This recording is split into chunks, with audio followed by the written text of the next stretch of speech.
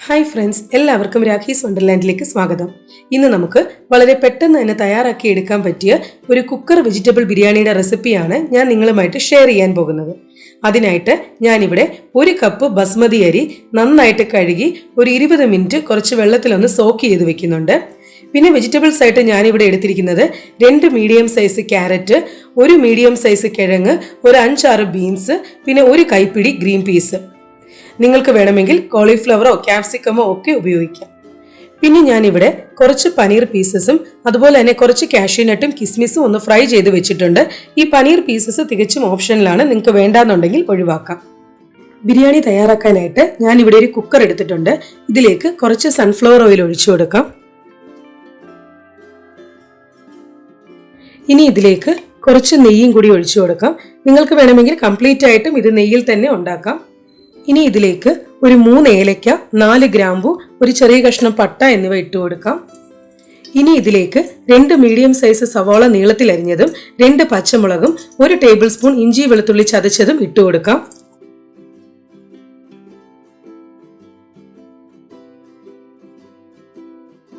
ഇനി ഈ സവാള നമുക്ക് നന്നായിട്ട് അങ്ങ് വഴറ്റിയെടുക്കണം. ഇഞ്ചിയുടെയും വെളുത്തുള്ളിയുടെയും ആ പച്ച ടേസ്റ്റ് ഒന്ന് മാറുകയും ചെയ്യണം.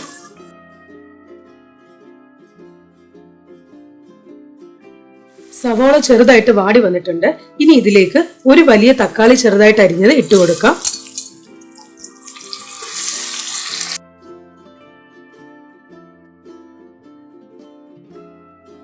ഇനി ഇതിലേക്ക് നമുക്ക് പൊടികൾ ആഡ് ചെയ്ത് കൊടുക്കാം. ഒരു 1/4 ടീസ്പൂൺ മഞ്ഞൾപ്പൊടി ഇട്ട് കൊടുക്കാം. അതുപോലെ തന്നെ ഒരു 2.5 ടേബിൾ സ്പൂൺ ബിരിയാണി മസാലയും ഇട്ട് കൊടുക്കാം. നമ്മൾ ഇതിലേക്ക് വേറെ പൊടികളൊന്നും ആഡ് ചെയ്ത് കൊടുക്കുന്നില്ല. ഇനി ഈ പൊടികളുടെ പച്ച മണം മാറുന്നത് വരെ നന്നായിട്ട് അങ്ങ് വഴറ്റിയെടുക്കാം.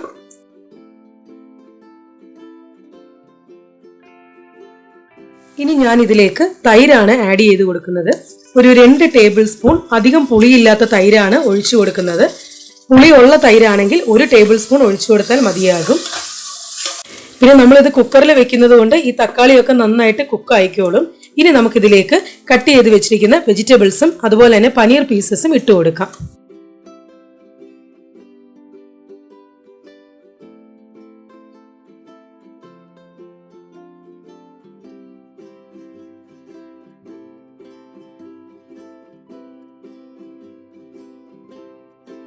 ഇനി ഇതിലേക്ക് കുറച്ച് മല്ലിയിലയും അതുപോലെ തന്നെ പുതിന ഇലയും ഇട്ട് കൊടുക്കാം. എത്രയാണോ മല്ലിയില എടുക്കുന്നത് അതിന്റെ പകുതി എടുത്താൽ മതി പുതിന ഇല. പുതിനയുടെ ടേസ്റ്റ് എല്ലാവർക്കും ഇഷ്ടപ്പെടണം എന്നില്ല. ഇനി ഇതിലേക്ക് കുതിർത്ത് വെച്ചിരിക്കുന്ന അരി ഇട്ട് കൊടുക്കാം.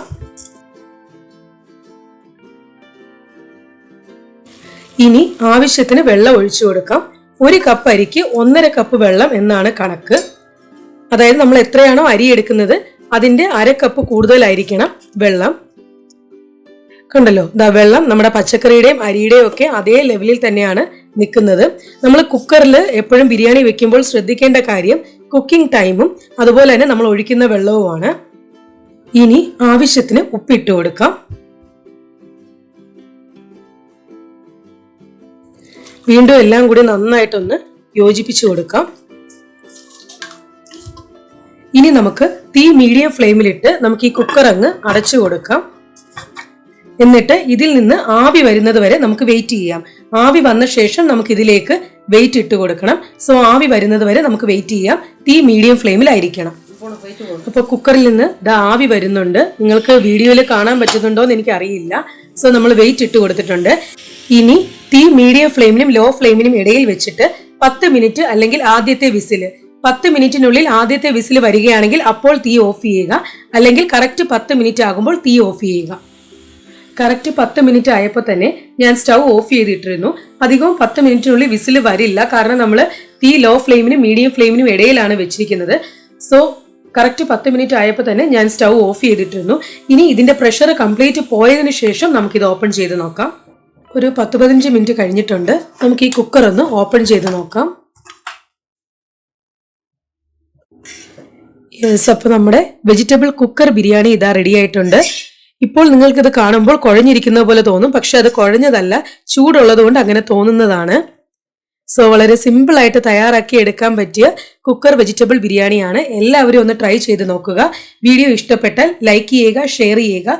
കൂടാതെ ചാനൽ ആരെങ്കിലും ആദ്യമായിട്ടാണ് കാണുന്നതെങ്കിൽ പ്ലീസ് ചാനൽ ഒന്ന് സബ്സ്ക്രൈബ് ചെയ്യുക, എന്നെ ഒന്ന് സപ്പോർട്ട് ചെയ്യുക. അപ്പോൾ അടുത്തൊരു റെസിപ്പി വീഡിയോ ആയിട്ട് കാണുന്നത് വരെ ബൈ.